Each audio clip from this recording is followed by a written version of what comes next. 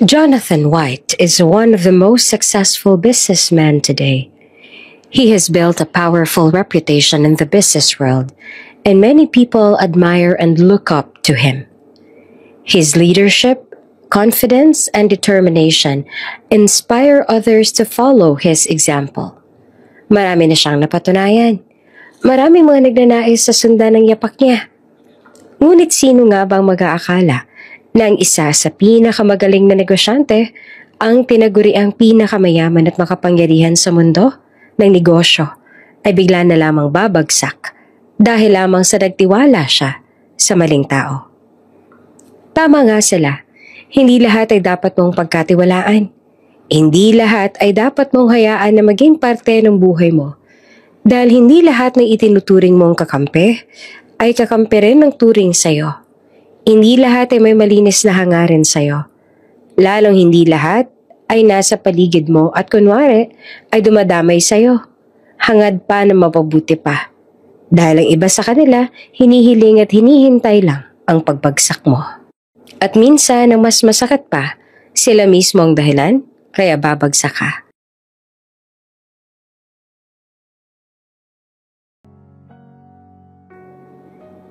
Tahimik ngayon ang buong opisina ni Mr. White.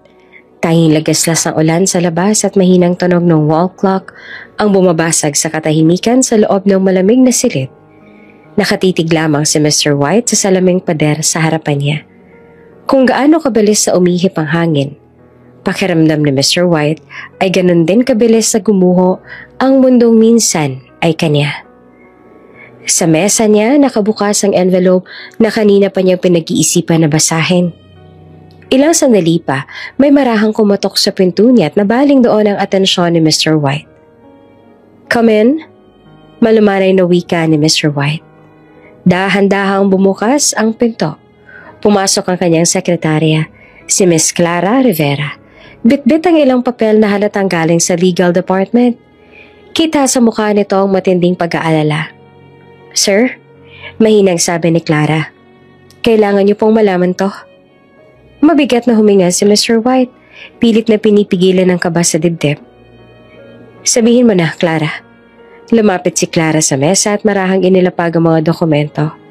"Sir, lumabas na po ang resulta ng audit at legal investigation. Nalugi na po talaga ang kumpanya. Lahat ng investors ay umatras na. At napalunok ito bago nagpatuloy. May kaso po kayong kakaharapin." Napataas ang tingin ni Mr. White. "Kaso?" Mariingang tanong. "Anong kaso?" "May mga bounce checks po at fake fund transfers na lumabas sa record, sir. Bilyon-bilyon po ang halaga. At lahat ay nasa pangalan ninyo." Nanlaki ang mga mata ni Mr. White. "Ano? Imposible yan. Hindi naman ako pumirma ng kahit na anong ganon." Napasigaw siya at sa bigat ng emosyon, napahawak siya sa sentido. "Clara, alam mo hindi ko kaya gumawa ng ganyan." Tumingin sa kanya si Clara. Baka sa mga mata nito ang simpatya. "Alam ko po, sir, at naniniwala po ako sa inyo. Pero malinaw sa mga papeles ng transaksyon. Lahat, lehitimo raw." Tahimik at ilang sandali tanging malalim na paghinga ni Mr. White ang maririnig. Paano nangyari to?" bulong niya. "Sino may kakayahang gumawa nito?" "Sir," maingat na sabi ni Clara. "Sa ngayon po may posibilidad na may nagtataksil sa inyo. Maaaring may gustong sirain ang pangalan ninyo o agawin ang kumpanya." Napayuko si Mr. White. Naramdaman niya ang bigat ng bawat salitang binitiwan na to.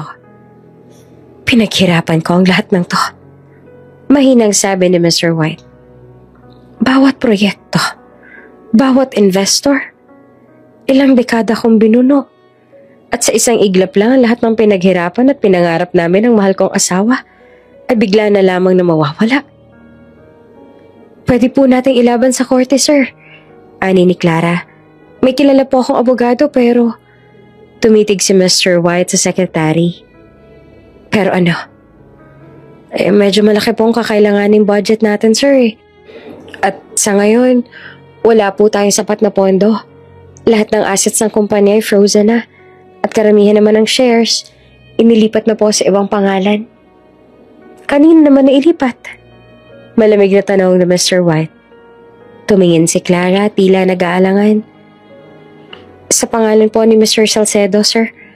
Ang dating vice president ng kumpanya. Nanlaki ang mga mata ni Mr. White.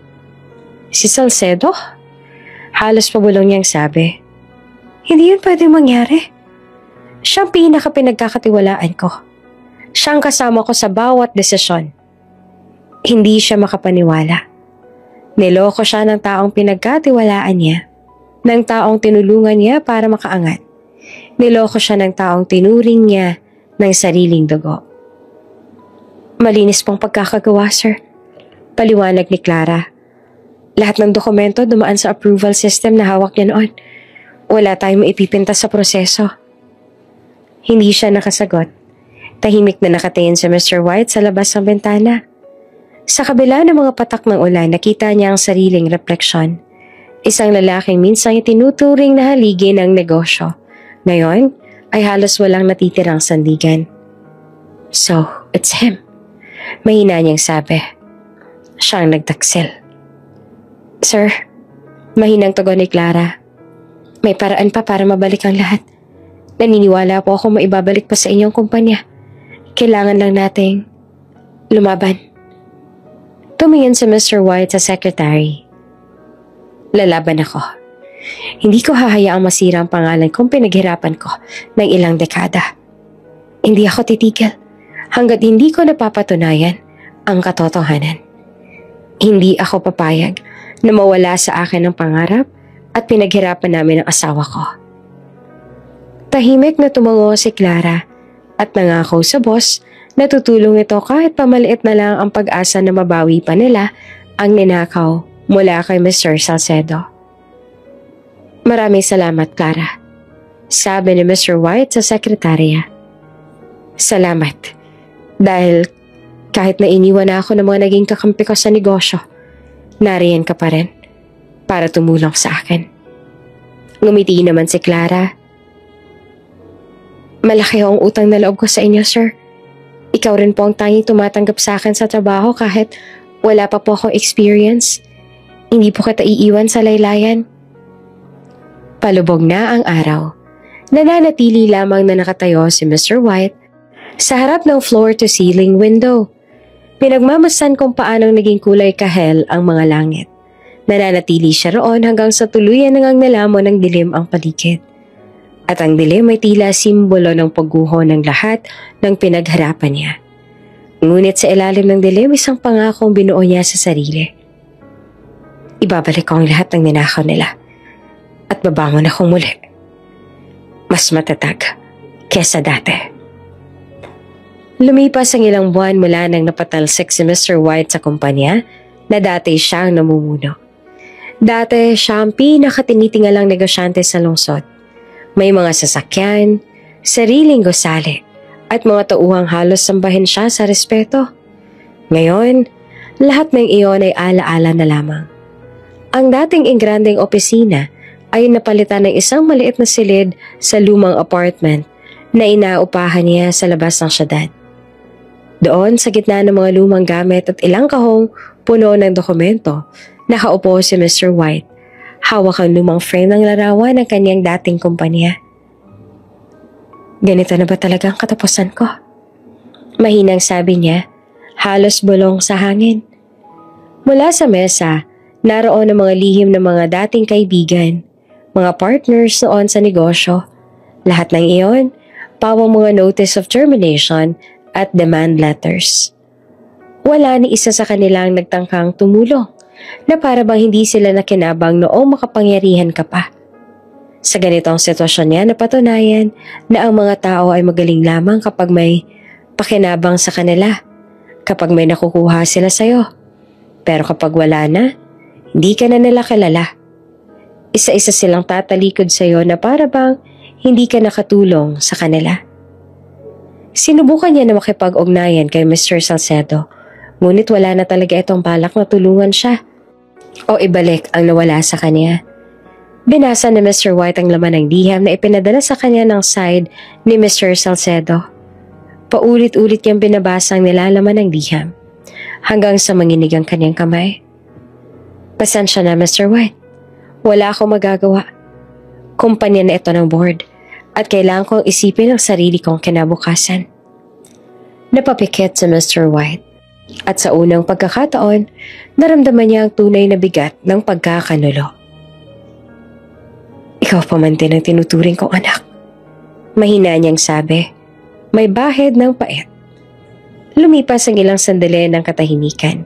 Humugot siya ng malalim na buntong hininga at tumingin sa paligid. Ang lumang mesa, ang upuang may punet na balat, at ang maliit na kalan sa gilid. Ilang linggo pa ang lumipas, ngunit tila dekada ang distansya sa pagitan ng noon at ngayon. Nang dumating ang gabi, nakaupo siya sa tabi ng bintana. Pinagmamasan ng mga ilaw ng syudad sa malayo. Dati, mula sa tuktok ng kanyang opisina niya ito tinitingnan. Ngayon, mula sa isang madilim na sulok ng apartment, tila malayong pangarap na lang ang lahat. Pumatak ang luha sa pisngi niya, hindi dahil sa pera o sa nawalang negosyo, kundi sa pakiramdam ng pagiging mag-isa. Wala ng pamilya. Matagal nang wala ang asawa. Namatay ito kasama ang nag-iisa nilang anak na babae. Ang mga tao na tinuturing niya noong kaibigan at pamilya ay hindi na rin siya kilala. Ganito pala. Mapait na bulong niya. Kapag wala ka ng kayang ibigay, wala na rin natitirang tutulong. Ilang sandali pa ay tumayo na siya tiningnan ng sarili sa salamin. Ang dating tikas ng isang respetadong negosyante ay napalitan ng pagod, ng guhit, ng edad, at lungkot sa mga mata. Puting-puti na ang kanyang buhok at ang dating matikas na lang tindig ay bahagyang nakayuko, dala ng kabiguan. Sa kabila nun, hindi titigil si Mr. White. Hindi siya susuko. Babawiin niya ang lahat ng kanya. Hindi niya hahayaan na nagtagumpay ang mga masamang tao, lalo na si Mr. Vincent Salcedo. Sa sumunod na araw, maagang naglakad si Mr. White papunta sa sementeryo. Dalang maliit na bouquet ng puting lirio. Paborito ng kanyang yumaong asawa, si Martha. Ang hangin ay malamig at ang langit ay kulay abo. Tila nakikiisa sa bigat ng damdamin niya. Sa bawat hakbang niya sa sementeryo, rinig ang lingit-ngit ng tuyong dahon sa ilalim ng kanyang sapatos. Huminto siya sa harap ng lapida. Maingat yung pinunasan ng alikabok at lumuhod. Tahimik siyang tumitig sa pangalan ng asawang nakaukit doon. Martha L. White, a loving wife and mother, a faithful friend. Hi, Martha. Mahina niyang sabi na halos paos ang boses. I know it's been a long time. I'm sorry. Huminga siya ng malalim at napapikit. I messed up. Sabi niya at pinipigil ang panginginig ng boses. Naubos lahat, mahal ko. Lahat ng pinaghirapan natin. Lahat ng pinandar natin noon. Nawala ng isang iglap. I trusted the wrong people. Akala ko sila yung mga loyal. I thought they were family. Nagkamali pala ako. Niloko nila ako. Tinanggal at kinuha nila lahat. Ngayon wala na akong kumpanya. Wala na akong mga kaibigan. Wala na akong kahit ano. Bumagsak ang luha ni Mr. White. Dati ay hindi siya makikita umiiyak. Huling lumuha lamang siya nung ibalita sa kanya na wala na ang kanyang anak at ngayon ay muli siyang lumuha dahil wala na ang lahat sa kanya. Pinangako niya noon sa kanyang asawa at anak na gagawin niya lahat para mapanatili sa tuktok ang kanilang kumpanya kahit na mag-isa na lang siya, na hindi niya ito susukuan. At ngayon pakiramdam na Mr. White ay nabigo niya ang lahat. Naalala mo ba yung lagi mong sinasabi? Patuloy niya, pilit na umingiti, na huwag kong ibigay ang tiwala ko sa mga tao dahil hindi lahat ay may malinis na hangarin. Tama ka naman, Martha. Lagi kang tama. Masyado ako naging tanga dahil naniwala ako sa ibang tao. Dahil hindi ko pinakinggan at sinunod ang payo mo sa akin noon. Tumingala siya. Tiningnan ang madilim na langit. Kung nandito ka lang siguro, hindi ako ganito kabilis sa bumagsak. Ikaw yung lakas ko eh. Kayo ng anak natin ang lakas ko. Kayo lang nagtutulak sa akin para bumangon kapag napapagod ako. Pero ngayon, napabuntong hininga siya. Ngayon, wala na akong lakas dahil wala na sa akin ang lahat. Tahimik ang paligid. Tanging ihip ng hangin at huni ng ibon ang maririnig. Ilang sandali pa bago niya muling bunigkas. Halos pabulong. Martha, I'm sorry for everything. I failed you. I failed us. Pero I promise you this. I'll find out who did this to me. At kung tama man ang kutob ko na si Vincent Salcedo nga nasa likod nito, pananagutin ko siya. Hindi ako papayag na ganito lang matapos ang lahat ng pinaghirapan natin. I owed it to you. I'll make things right. Kahit mahuli man ako sa laban, babawi ako. Matagal nang hindi nakatapak si Mr. White sa gusaling, minsan ay siyang nagmay-ari. Noon, bawat hakbang niya rito ay may kasamang paggalang. Bawat tao yumuyo ko kapag siya'y dumaraan. Ngunit ngayon, iba na. Ang dating pangalan sa pintuan na White Industries ay napalitan ng Salcedo Global Corporation. Huminga siya ng malalim. Tumanda man siya. Hindi pa rin nawala sa kanyang tikas ang dating pinuno. Pinunasan niya ang alikabok sa kanyang lumang maleten at bago tuluyang pumasok sa loob ng gusali. Pagpasok pa lang niya sa lobby, ramdam na ramdam niya na ang mga matang nakamasid. May bulungan, may pagtataka. Si Mr. White yun, diba? Akala ko ba nasa ibang bansa siya? Ngunit hindi niya iyon pinansin. Diretso siyang umakyat patungo sa executive floor, patungo sa silid na dati kanya. Pagbukas ng pinto ng boardroom, agad siyang napahinto. Nandoon ang mga taong minsan ay tinuring niyang kaibigan, kasama ang lalaking sumira sa kanya, si Vincent Salcedo, nakaupo sa upuang dati kanya. Tahimik ang lahat nang lumapit siya sa mesa. Si Vincent kalmado lang, nakangiti pero halatang may bahid ng pang-aasar sa mga mata. Mr. White, sabi ni Mr. Salcedo, this is quite unexpected. I believe, sagot ni Mr. White na matigas ang tono, I still have the right to attend meetings concerning my company. Sumandal si Vincent sa kinauupuan, may mapang-uyam ng ngiti sa labi. Your company? Yes, sagot ni Mr. White, unti-unting lumalapit. This company was built with my blood, sweat, and years of sacrifice. Every brick, every cent, every name on that wall, they all came from me. And I won't stand by while you twist everything I worked for. Nagkatinginan ng mga board members. Tahimik ang lahat. Si Mr. Salcedo naman ay ngumisi lang. Mr. White, nito. With all due respect, you're no longer in a position to make such claims. The legal transfer has been made. The ownership is under my name now. Perhaps you should accept that your time has passed. Nangiinig man ang kamay ni Mr. White, hindi siya umatras. I may be old, Mr. Salcedo, but I am not useless. I led this company through crisis you can't even imagine. You think one forged document will erase that?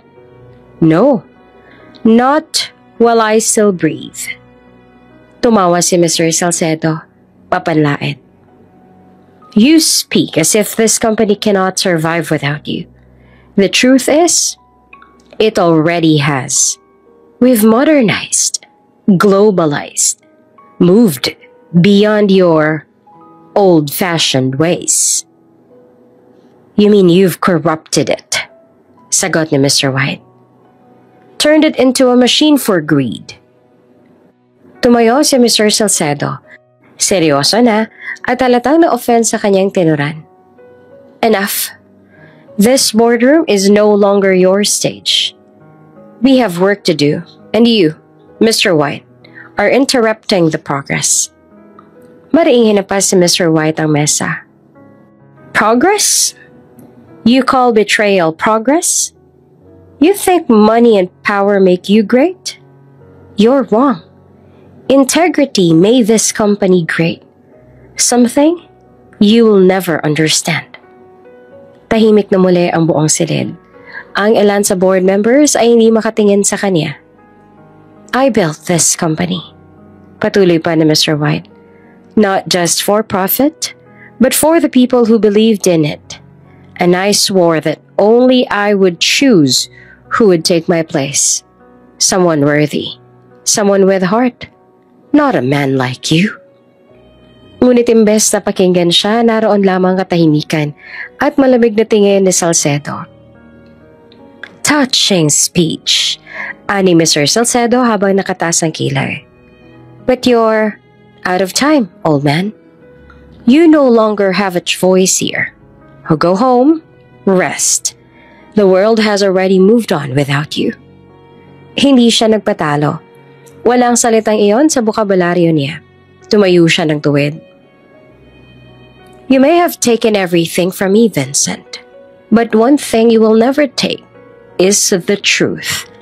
And the truth will always find its way out, no matter how long it takes. Ngumiti si Mr. Salcedo ng malamig. Then let's see who lasts longer. Your truth or my empire. I'll tell you this, maring sabi ni Mr. White. Empires built on lies never last. Pagkatapos niyon, lumakad siya palabas ng silid. Wala man lang tumulong, walang sumunod. Ang dating mga taong yumuyuko sa kanya ngayon ay nakatungo. Hindi dahil sa respeto, kundi dahil sa hiya. Sa paglabas niya ng gusali, tinamaan siya ng malamig na hangin. Pero sa ilalim ng lungkot at panghihina, may apoy na muling sumiklab sa kanyang dibdib. Hindi pa tapos ang laban. At kahit matanda na siya, lalaban siya para sa katotohanan at para sa pangalan na binuo niya ng buong buhay. Lumipas ang mga araw at linggo, ngunit hindi nagbago ang sitwasyon ni Mr. White. Patuloy niyang pinilit na bawiin ang kumpanya na minsang naging kaniyang mundo. Ang White Industries, ngunit bawat hakbang niya ay tila may pader na mataas at matibay na nakaharang. Ang kaso laban sa kanya hindi tumigil. Bawat dokumento, bawat testimonya ay tila nakadirekta laban sa kanya. Habang nakaupo siya sa lumang opisina, pinagmamasa ng mga lumang larawan ng kumpanya nila ng kanyang asawa, nakapiling siya sa opening ng bawat branch ng kanyang mga empleyado na minsan nagtiwala sa kanya. Ang bawat ngiti na sa litrato ay tila nagiging paalala ng trahedya. Nagsalita ang kanyang secretary. Sir, I know you didn't do this, but the evidence is piling up. The authorities, they're not seeing your side. You need to prepare for the worst. Tumango lamang si Mr. White at tahimik. I never asked for this. I never betrayed anyone. How did it all go so wrong? Dahil marami po ang gustong umangkin sa imperyo ninyo. Masyado itong matagumpay na naging mainit sa mata ng lahat. Kabilang na po roon, si Mr. Salcedo na tiyak po ko nasa likod ng lahat ng ito. Naniniwala po ako na matagal niya na po itong planano. Napahawak si Mr. White sa kanyang ulo. I trusted the wrong people. Bulong niya. I thought loyalty still existed. But I see now. Hindi nagtagal dumating ang abiso mula sa korte. Hiniling ang kanyang pagdalo sa hearing. Ngunit bago pa man makarating, sinundan siya ng mga tauhan ng gobyerno at inaresto siya. Sir, wait, this isn't... Ngunit wala nang nakinig. Sa loob ng kotse ng mga otoridad, nakatingin si Mr. White sa labas ng bintana. Ang kanyang mga mata ay puno ng lungkot. Ngunit sa ilalim ng mga iyon, may apoy pa rin. Ang apoy ng pagnanais sa ipagtanggol ang sarili at bawiin ang kanyang pangalan. Habang papasok sa kulungan, binulong niya sa sarili. I didn't do this, and I will prove it. One way or another, I will rise again. Sa kabila ng pagkakakulong ni Mr. White, nanatili si Clara sa panig nito. Ito nag-asikaso ng lahat ng bagay na labis-labis sa pinagpapasalamat ni Mr. White kasi kahit papaano ay may karamay pa rin siya. Si Clara na lamang ang tanging naniniwala sa kanya at ito rin ang tanging tumutulong sa kanya ngayon. Sir, mahinahon itong sabi. Dinalaw siya nito para magbigay ng ulat. I just got off the phone with our contacts. They said the investigation is getting more intense. The board is still blaming you for the bounce checks. Dahan-dahang napasandal si Mr. White sa upuan. Kita sa mga mata niya ang pagod. Hindi lamang sa katawan kundi pati sa loob. Of course they are. Sagot niya ng malamig. It's easier to destroy me than to admit their own mistakes. Tahimik lamang si Clara habang inilapag ang mga papeles sa mesa.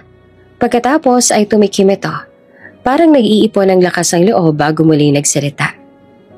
Sir, she began carefully. I think we need to hire a strong lawyer. Someone who can really fight for you. I've already started looking. Someone with a clean record and no connection to the company. We can't rely on anyone inside anymore. You're doing that for me? Tanong niya na halos hindi makapaniwala. Ngumiti at tumayo si Clara. Of course, sir. You don't deserve what they're doing to you. It's clear they set you up.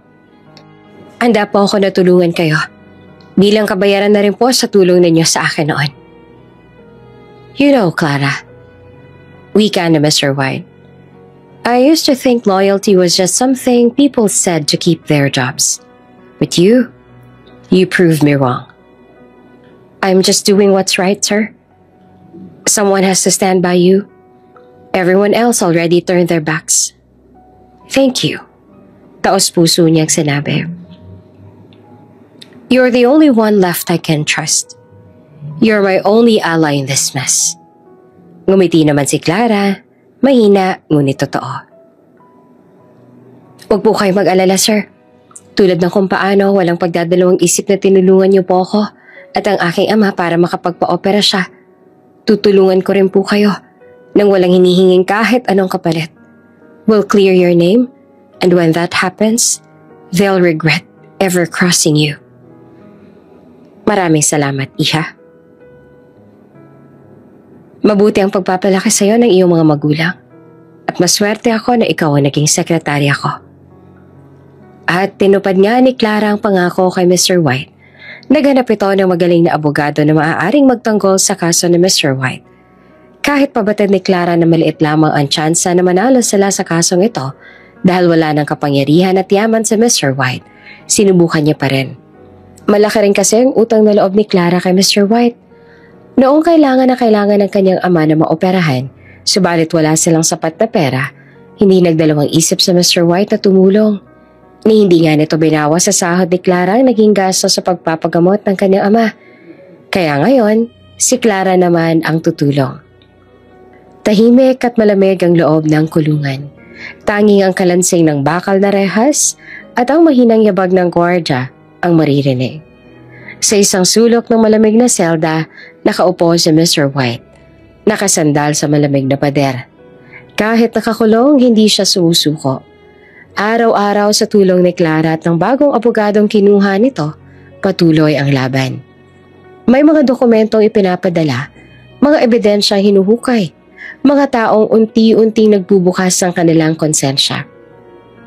Alam ni Mr. White na minamanipula ni Mr. Salcedo ang investigasyon, na pati ilang saksi ay binabayaran. Pero sa halip na panghinaan ng loob, lalo lang siyang nangingit-ngit sa kagustuhang may balik ang kung anong kaniya. Hanggang isang araw, binuksan ng gwardya ang selda. May bisita ka, tanda. Malamig na sabi nito. Hindi na kailangan ng Mr. White na lumabas ng selda dahil lumapit na sa kulungan niya ang bisita. Walang iba kundi si Mr. Salcedo. Maayos na maayos ang bihis nito. Suot ang mamahaling coat at nakangiti. Pero sa likod ng ngiting iyon ay nakatago ang matinding panunuya. Well, sabi ni Mr. Salcedo habang naglalakad palapit. Look at you, White. From the top floor to a cold cell. Quite the downgrade, don't you think? Tahimik lang si Mr. White. Pinagmamasa ng dating kasosyo na ngayon ay kanyang pinakamalupit na kaaway. Ngumisi si Mr. Salcedo. Bumisita lang ako para sabihin sa'yo na nakakatuwa kayo ng abogado na kinuha mo. Nakakatuwa na pinipilit niyo pa rin na lumaban. Kahit na sa huli, matatalo naman kayo. Huwag ka magsasalita ng tapos, Vincent. Sigurado akong lalabas pa rin kung ano ang totoo at mananalo ako. Lalong napangisi si Mr. Salcedo. You really think you can still win this? Come on, the board's with me. The lawyers, the investors, even the media. Everyone already believes you're guilty. So stop fighting, Mr. White. You've already lost. Wala na lahat sa'yo. Hindi na ikaw ang dati Jonathan White na tinitingala ng lahat. So do yourself a favor. Accept it. Tanggapin mo nang talunan ka. Tumayo si Mr. White sa kabila ng pagod. Sa kabila ng sugat sa loob, nananatiling buo ang kaniyang paninindigan. I may be here, he said firmly, but I haven't lost. Napailing si Mr. Salcedo, natawa ng mapanlait. You still don't get it. Ilang dekada ka na sa mundo ngunit naniniwala ka pa rin na bilog ang mundo? Well, hindi gulong ang mundo. Hindi mababaliktad ang takbo nito. Kung nasaan ka man ngayon, dyan ka na habang buhay. Kahit kailan na nasa ilalim ay hindi mapupunta sa taas. Because the world moves with money, not truth. And I've got plenty of that. I don't need money. Sagot naman ni Mr. White, malamig ang tinig. What I have is something you'll never understand. Conviction. You can manipulate people, buy lies, but you can't erase the truth. And when it comes out, it will burn everything you built on deceit. Tumigil si Mr. Salcedo at sandaling natahimik. Pagkatapos ay ngumiting muli. Mas mapang-uyam kesa kanina. Then burn, Mr. White. Let's see who survives the flames. Bago ito umalis ay nilingon pa siya nito at siyang ginitian. You'll break eventually. Everyone does. No. Saad naman ni Mr. White. Not me. Sa dilim ng kulungan sa pagitan ng mga pader na bakal, muling umusbong ang matinding determinasyon sa kanyang mga mata. Hindi siya titigil, hindi siya magpapatalo, sapagkat alam niyang ang laban ay hindi lang para sa sarili niya, kundi para sa katotohanang matagal nang sinisikil ng kasinungalingan. Ngunit tila tama ang sinabi ni Vincent na ang mundo ay umiikot sa pera dahil ilang araw matapos ang pagbisita nito sa kanya, kinausap sila ng abogado na humahawak sa kaso niya para sabihin na hindi na nito ipagpapatuloy ang pagkahawak sa kaso niya. I'm sorry, Mr. White, but I can't continue this case anymore. It's out of my hands now. Iyon lang ang tangi nitong sinabi. Walang mahabang paliwanag. At sa mga sandali na yon, alam ni Mr. White na binayaran din ito ni Vincent Salcedo para iwan siya sa ere at hindi na siya magkaroon ng laban pa. Sir, mahinahon na tawag ni Clara. Hindi naman agad sumagot si Mr. White. Ang mga mata nito ay tila wala ng buhay habang nakatitig sa pader. I heard about what happened. The lawyer? He withdrew from the case, didn't he? Tanong nito. Yes, sir. Sagot ni Mr. White na tila ba pinanghinaan bigla ng loob. Just like everyone else. Money talks, Clara. And Salcedo has too much of it. Sir, huwag niyo pong sabihin yan. Sigurado po ako na hindi magtatagal at mananalo pa tayo. Mababawi niyo pa po lahat ng mga ninakaw sa inyo. Look around you, Clara. No one wants to help me anymore. No lawyer will take my case. No firm wants to be associated with my name. I'm done. He's won. Sandali silang tahimik. Nakatitig lamang si Clara sa matandang boss na dati ay pinakahinahangaan ng lahat. Kitang-kita ni Clara kung paano unti-unting nawawala ang pag-asa sa mga mata ni Mr. White. Iyon ang unang beses na nakita ni Clara na ganito ang boss. Sa mga sandali na yon, nakaramdam ng takot si Clara. Takot na baka tuluyan na nga itong sumuko. No, sir. Mariin na sabi ni Clara makalipas ang ilang sandali. He hasn't won. Not yet. Mr. White looked at her, eyes tired, questioning. And what do you suggest we do? We've lost everything. Huminga ng malalim si Clara. Then we start again. We find another way. If no one wants to help us, then we'll help ourselves. I'll look for evidence myself. I'll talk to the people who still believe in you. I won't let them bury you alive, sir. He shook his head, a faint, sorrowful smile forming on his lips. You shouldn't be doing this, Clara. You've already done too much. I don't want you to get dragged into this any deeper. But Clara's voice didn't waver. I made a promise, sir. Remember? Nangako rin po ako sa magulang ko, lalo na sa aking ama na tinulungan niyo noon. Naniniwala sila na mababawi ninyo ang lahat. And I mean it. Seryoso po akong tutulungan ko kayo. Sandali namang natahimik si Mr. White. Ang tinig ni Clara ay tila naging liwanag sa dilim ng selda. Sa bawat salita nito, parang may kumikislap na pag-asang pilit na bumabalik sa puso niya. Walang naging tugon sa Mr. White. Wala ring emosyon ang kanyang mukha. Tila ba naubos na natitirang alab sa puso ni Mr. White na babawi niya pa ang lahat.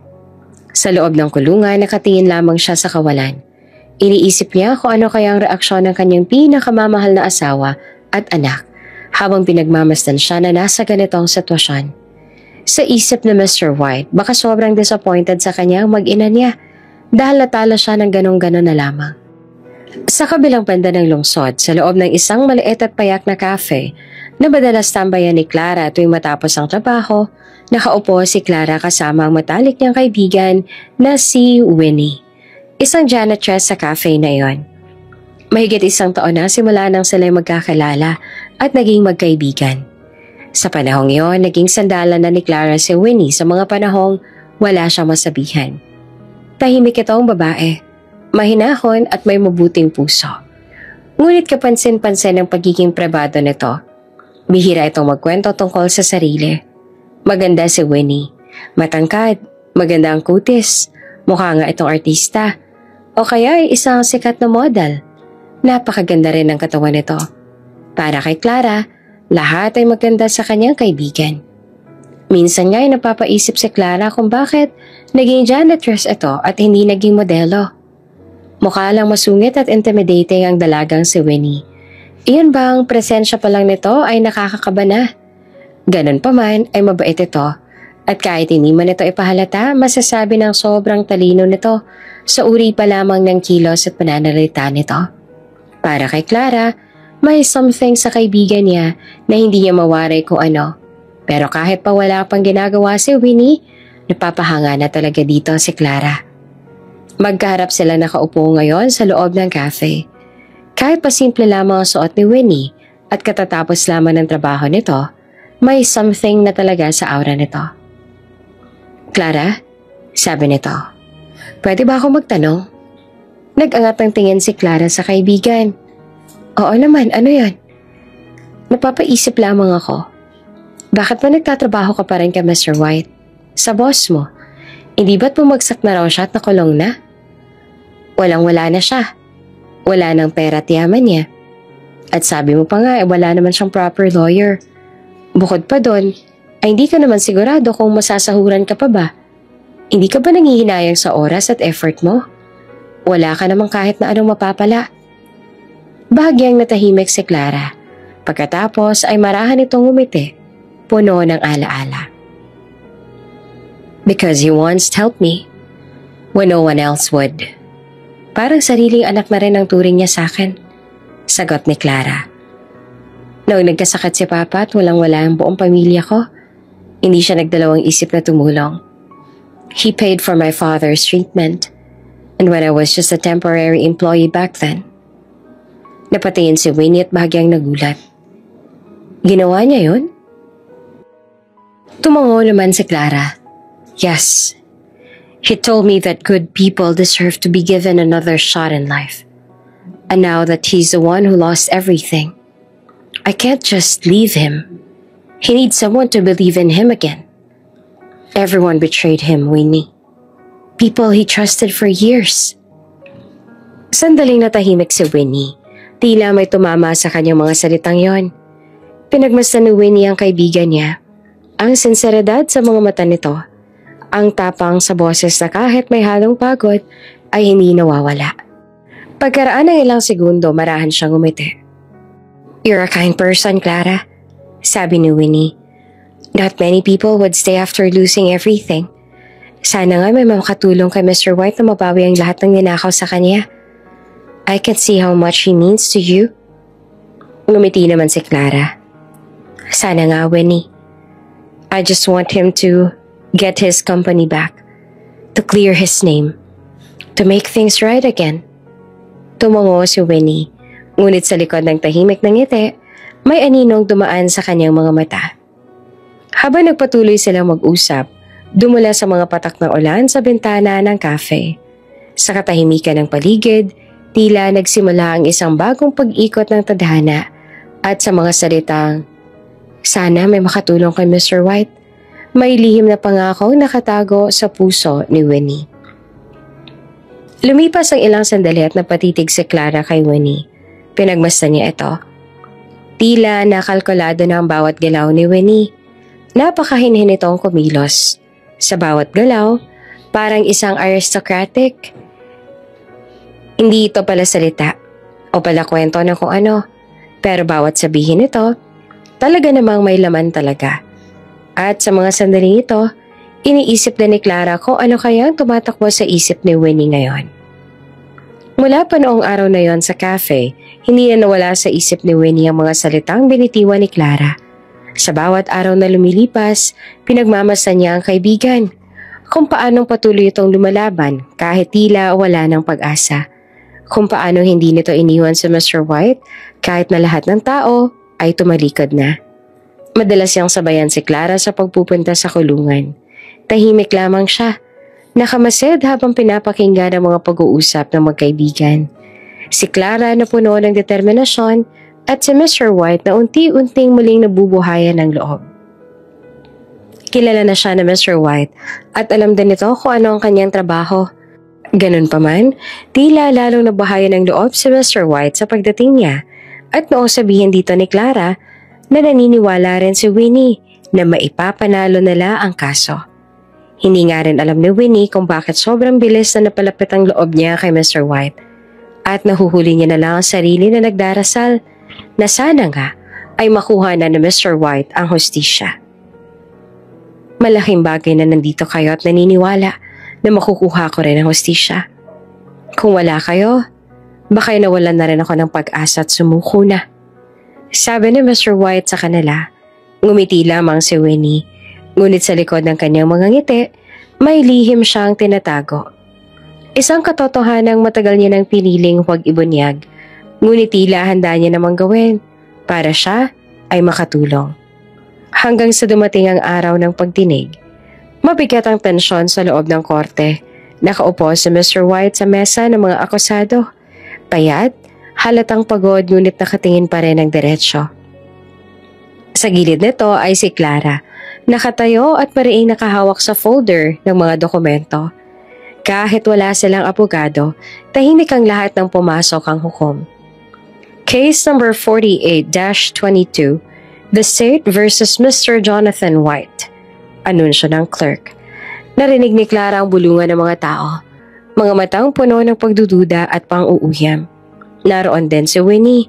Tahimik lang sa kinauupuan ngunit nagmamasid. Habang binabasa ng hukom ang mga akusasyon, tumikim ang prosecutor at nagsalita ng may kumpiyansa. Your Honor, as we all know, the defendant has no legal counsel present today. We may proceed without representation since there's no lawyer willing to take his case. Bumagsak ang balikat ni Clara. Tila bumigat ang mundo. Napatingin ito kay Mr. White na pilit pinapakalma ang sarili. Ang mga kalaban ay nagbulungan. Ang iba ay natawa dahil sigurado namang mananalo sila dahil wala namang abogado ang may handang tulungan pa si Mr. White. Nagtagis ang panga ni Winnie dahil sa mga bulungan at nakakainis na ngisi ng mga kalaban. Hindi na nakatiis si Winnie at bigla siyang tumayo. Ang boses niya ay malamig, ngunit matatag. I will be his legal counsel. Lahat ay napalingon.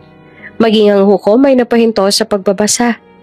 Si Winnie, tahimik siyang naglakad papunta sa harapan. Dalang kumpiyansa at otoridad na tila ay hindi bagay sa isang simpleng janitress. Miss, who are you? Tanong ng hukom, may bahid ng pagtataka sa boses. Winnie met the judge's gaze, calm but firm. My name is Winnie Alcazar Nicolay. I am a lawyer from the United States of America. Nagulat ang lahat. Maging si Clara ay napasapo sa bibig. Hindi siya makapaniwala sa narinig. Winnie continued, standing tall, her posture exuding quiet strength. I've handled multiple high-profile cases overseas. I was the chief defense attorney in New York for 6 years, specializing in corporate fraud and criminal litigation. And if I may add, I have a consistent record of victories. Nabaling ang tingin ng lahat sa kanya. Ang mga bulungan ay agad na sumiklab sa loob ng korte. Ang dating tingin sa kanya bilang ordinaryong janitress ay napalitan ng paghanga at pagkagulat. Si Clara na halos maiyak sa tuwa ay bahagyang napangiti habang nakatingin sa kanya. Lumapit naman si Winnie sa dalawa na parehong hindi makapaniwala at pareho ring naiiyak na sa tuwa. Winnie, why didn't you tell me? Bulong ni Clara na nanginginig ang boses. Because Clara, Annie Winnie, I wanted to be sure. Now I am. Mr. White deserves someone who will fight for him. And I intend to do just that. Nakatitig lang si Mr. White sa kanya, hindi makapagsalita. Para bang sa unang pagkakataon, may liwanag na muling pumasok sa madilim nitong mundo. Sa oras na yon, nagbagong ihip ng hangin sa loob ng korte. Mula sa isang kasong walang pag-asa, biglang nagkaroon ng bagong direksyon. Isang laban na hindi lamang para sa hustisya, kundi para sa katotohanang matagal ng pilit na tinatabunan ng kasinungalingan. At sa harap ng lahat, tumindig si Winnie Alcazar Nicolay, hindi na bilang isang simpleng janitress kundi bilang abogado. Isang magaling at kinakatakutan na abogado na siyang magtatanggol kay Jonathan White. Nag-umapaw sa ingay ang loob ng korte. Halos hindi naman makapaniwala ang lahat sa revelasyong narinig nila. Ang janitress na kasama ng sekretary ni Mr. White ay isa palang kilala. Si Winnie Alcazar Nicolay, ang sikat na abogado na kilala sa Amerika bilang isa sa pinakamahusay na legal defenders sa corporate cases. Ang mga kalaban ni Mr. White, lalo na si Mr. Salcedo ay napahinto sa kanilang kinauupuan. Kita sa mga mukha nila ang gulat, ang sindak at biglang pamumutla. What did she just say? Bulong ng isa sa mga abogado ni Mr. Salcedo. Halatang hindi makapaniwala. She's that Winnie Nicolay? The one who defended the Grayson case in New York? Tumangong isa pa. Halos pabulong na parang takot. Yes, and she won that one flawlessly. Samantala, si Mr. White naman ay napangiti. Nagpasalamat si Mr. White kay Winnie. Mr. White, akong bahala sa inyo. I will make sure to win this case for you. Ang kanyang tono, walang bahid ng pag-aalinlangan o pagdududa. Iyon ang boses ng isang taong sanay sa laban. Ng isang mandirigmang bumabalik sa larangang matagal niyang iniwan. Muling nabuhay ang pag-asa sa mga mata ni Clara. Hindi nito mapigilang mapangiti at iyak. Thank you, mahinang sabi ni Mr. White, for standing up when everyone else walked away. Winnie smiled faintly. You deserve justice, Mr. White, and I don't lose to men like Salcedo. Mula sa kabilang panig, mariing kinuyom ni Vincent Salcedo ang kamao. Ang kumpiyansa na kanina pa nito pinapakita ay napalitan ng pagkabalisa. Narinig nito na binubulungan ng kanyang mga abogado ang isa't isa. This changes everything. Bulong ng isa. She's too good. We can't afford a single mistake now. Isa lamang ang sigurado sa mga sandaling iyon. Si Winnie ay isang malaking banta sa kanilang lahat. Habang naglalakad palabas ang korte matapos ipagpaliban ng pagdinig, maraming mga abogado at profesional ang lumapit kay Winnie. "Winnie Nicolai, I can't believe it's you," sabi ng isa sabay abot ng kamay. "We thought you'd retired for good," dagdag pa ng isa. Ngumiti lamang si Winnie at tinanggap ang pakikipagkamay ng ilan sa kanila. "I took a break for almost 2 years. But it seems fate decided it's time for me to return," sabi niya nang may ngiti. Isang babae mula sa media ang napabulalas. "And you're returning for Mr. White's case?" "Yes," sagot ni Winnie. "Because truth deserves the best defense." Ang mga bulungan ay lumakas. Ang mga mata ng lahat ay nakatuon sa kanya. Sa isang iglap, nagbago ang ihip ng hangin. Mula sa kasong walang pag-asa patungo sa laban na ngayon ay may matinding apoy. Sa kabilang panig, si Mr. Vincent Salcedo ay nakatingin lamang.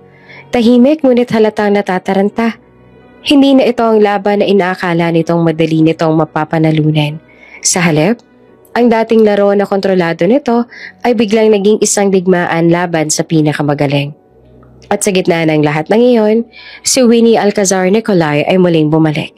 Hindi para sa pangalan, hindi para sa karangyaan, kundi para sa katotohanan at katarungan. Ilang araw matapos ang unang pagdinig, nagkasalubong si Winnie at Mr. Salcedo sa hallway ng gusali ng korte. Tahimik ang paligid. Tanging tunog ng kanilang mga hakbang at mahinang ugong ng hangin mula sa aircon ang narinig. Si Mr. Salcedo ay nakangiti pero halatang pilit. Una siyang nagsalita.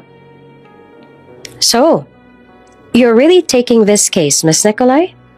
Nito na malamig ang tinig. "You don't need to get involved. This case is messy. You could just walk away." Tahimik lamang si Winnie. Marahan siyang umiti habang pinagmamasa ng lalaki mula ulo hanggang paa. Ang kumpiyansang nakabalot sa takot. Ang ngiting pilit na tinatago ang kaba. "Walk away?" Aniya ng may panunuya sa tinig. "Why would I do that?" Lumapit siya ng bahagya. At isang hakbang paatras naman ang ginawa ni Mr. Salcedo. Halatang natakot din ito sa kanya. "It's been a while since I last handled the case," sabi pa ni Winnie. "And honestly, I'm itching to take one again." Bahagyang tumaas ang kilay ni Mr. Salcedo. "Itching?" "Yes." Ngumisi si Winnie na mabagal ngunit puno ng kumpiyansa. "I'm itching to win." Natahimik si Mr. Salcedo. Pero pilit pa rin ang ngiti sa labi. "You think you can beat me? You don't even know what you're up against." Tumawa si Winnie ng mahina. Isang tawang may halong pang-uuyam at paninigurado. "Oh, I think I do," sabi niya. "And just in case you've forgotten who I am, I'm sure you've heard a lot about me." Ngumisi pa siya bago nagpatuloy. "I don't let things slide, Mr. Salcedo. Wala akong pinapalampas kahit anong laban." Matapos ang ilang segundong katahimikan, nagbago ang tono ng kanyang boses. Mula sa magaan patungo sa mabigat, puno ng otoridad. "I always win." Walang nasabi si Mr. Salcedo. Ang ngiti nitong kanina ay unti-unting napawi. Sa unang pagkakataon, makikita sa mga mata nito ang bahagyang pag-aalala at takot. Pagkatapos noon ay tumalikod si Winnie. Tahimik ngunit matikas ang kanyang mga hakbang, kumalansing sa marmol na sahig na parang tunog ng babala. At sa isip ni Mr. Salcedo, tumatak ang huling salitang narinig nito mula sa kanyang isang pangako. Na alam nitong kailanman ay hindi lang basta banta. "I always win." Madaling araw na, tahimik ang buong silid maliban sa parahang paglipat ng mga pahina at tikatik ng ulan sa labas ng bintana. Nakaupo si Winnie sa harap ng mesa, napapaligiran ng mga folder, legal documents at ebidensyang iniharap ng kampo ni Mr. Salcedo laban kay Mr. White. Matagal niya nang hindi naramdaman ang ganitong klase ng adrenaline, ang excitement ng paghahanap ng katotohanan. Mula nang bumalik siya, alam niyang hindi magiging madali ang kasong ito. Pero hindi rin siya kailanman natakot sa mahirap. Sa kabilang dulo ng silid nakatulog na si Clara, pagod sa kakasuri ng mga papel. Napangiti si Winnie at binigyan ito ng kumot bago muling bumalik sa mesa. "Let's see what you've been hiding, Mr. Salcedo," bulong niya. Sabay buklat ng isang makapal na folder na may label na Financial Records, White Enterprises. Habang binabasa niya ang mga statement, may napansin siyang kakaiba. May mga transaction na hindi tumutugma sa mga petsang nakasaad sa mga kontrata. Oops! May break muna. Gusto mo bang ma-shoutout dito sa channel ni Ate Jane? Mag-comment lang ng lesson you learned from the latest story uploaded. Dahil pipili kami ng isang best comment of the day para i-shoutout sa susunod na upload. Kaya huwag kalimutang mag-iwan ng lesson you learned after you watch this video. Maraming salamat! Shoutout nga pala kina Marilyn Mayanilio from Paliparan, Dasmariñas, Cavite, Jenny Dorado from Saudi Arabia, at Elna Marquez from Iloilo City. Sa ating mga taga-subaybay, paki-comment naman po sa baba kung taga-saan kayo para alam ko kung hanggang saan umaabot ang mga kwento ni Ate Jane at para ma-shoutout ko kayo sa mga susunod pa nating mga kwento. Maraming salamat sa pakikinig!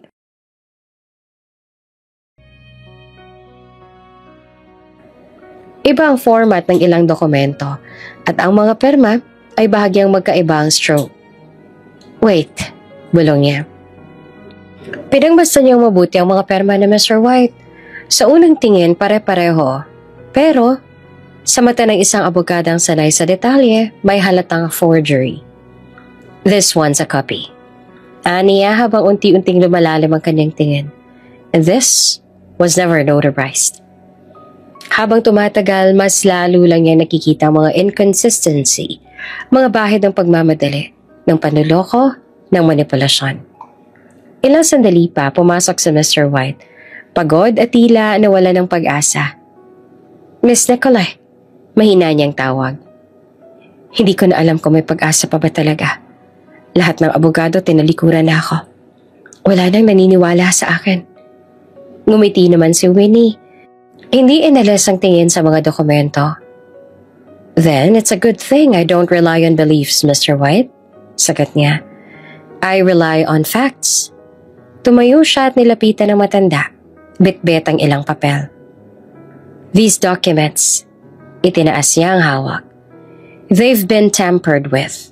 Someone altered the records, forged your signature, and filed false statements to make you look guilty." Nanlaki ang mga mata ni Mr. White. "You mean?" "Yes." Mahinahon pero matatag na sagot ni Winnie. "You were framed." Tahimik ang silid. Tanging ulan na lang maririnig sa labas. Pero sa loob ni Winnie may umuusbong na apoy. Apoy ng determinasyon at hustisya. "Mr. White," aniya sabay diretso ng tingin.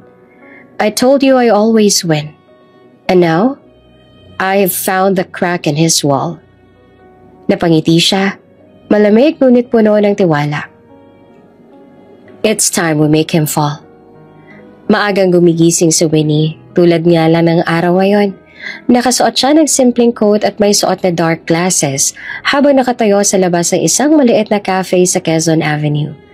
Hindi siya maaaring makilala ng kahit sino, lalo't alam niyang binabantayan ng mga tao ni Mr. Salcedo ang bawat galaw ni Mr. White. At ngayon, pati na rin siya. Habang nakaupo sa loob, tahimik niyang binuklat ang maliit na notebook. Doon nakasulat ang mga pangalang nakuha niya mula sa mga dating dokumento ng kumpanya, mga dating empleyado, mga taong tinanggal, tinakot o tinanggalan ng boses. "If I want to win this case," bulong niya sa sarili, "I need to find someone who knows what really happened behind those transactions." Lumapit ang waiter at tahimik na inaabot ang kape. Isang sandaling lumipas, may umupo sa harap niya. Isang lalaking halatang kinakabahan, palingalinga sa paligid. "You're Attorney Nicolay?" Tanong nito na mahina ang boses. "Yes," sagot ni Winnie. You worked for White. No, Salcedo Enterprises for 5 years, right? Under the finance department? Tumango ito at nanginginig ang kamay. Oo, pero huwag niyo akong babanggitin kahit kanino, ma'am. Delikado to. Wala kayong ideya kung gaano kalalim ang koneksyon ni Mr. Salcedo. Gusto ko lang po talaga na matulungan si Mr. White. Then help me stop him. Mariing sabi ni Winnie. You saw the forged documents, didn't you? You knew about the missing funds. Hindi agad nakasagot ang lalaki, pero nang magtagal ay tumango ito. I did, and I have copies. Bulong niya. May mga kopya ako ng original transactions. Lahat ng pinapalabas nilang peke, hawak ko pa. Napangiti naman si Winnie, ngunit nananatiling mahinahon. Good. I need those. And I'll make sure your name stays hidden. Ilang araw pang lumipas at mas marami pa siyang kinausap. Mga dating accountant at employee ni Mr. White. Lahat ay may iisang kwento. Pilit silang pinatanggal, pinatahimik, o pinagbantaan. Hanggang isang gabi habang nasa opisina siya, may kumatok. Si Clara iyon. Bitbit ang isang maliit na sobre. Attorney Winnie, sabi nito. May lumapit sa akin. Sabi niya gusto na kayong makausap. Importanteng impormasyon daw tungkol kay Mr. Salcedo. Tiningnan naman ni Winnie ang papel. Isang simpleng calling card na may pangalang Eleanor Vasquez, former executive assistant to Mr. Salcedo. Napataas ang kilay ni Winnie. Eleanor Vasquez. Mahinang ulit niya. Kinabukasan, nakita nga sila ng isang lumang apartment building.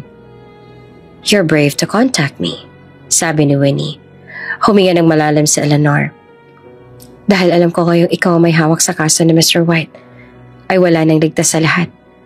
Na kahit matago pa ako ay madadamay pa rin kami. Ngumisi naman si Winnie. Mabuti naman at alam mo yan. Wala akong kahit sinong papalampasin. It's a good thing na pumili ka ng side. At ang amin ang pinili mo. Tumango naman si Eleanor. Sa inyong pinili ko dahil alam kong si Mr. White ang mananalo dahil ikaw ang umawak sa kaso. Kung ganon, sabihin mo na sa akin ang lahat ng nalalaman mo. I worked for him for 7 years. I saw everything. The falsified reports, the offshore accounts, the threats. I even saw who forged Mr. White's signature. Who? Tanong ni Winnie na mariing nag-aabang. It was Mr. Salcedo himself. Sagot na Eleanor na nanginginig ang tinig. He ordered everything. I have proof, recordings, files, lahat ng gusto ninyo. Tahimik si Winnie sa ilang sandali bago ngumiti na malamig. Then you are the key I've been looking for. Tumayo siya. Tinitigan si Eleanor sa mata.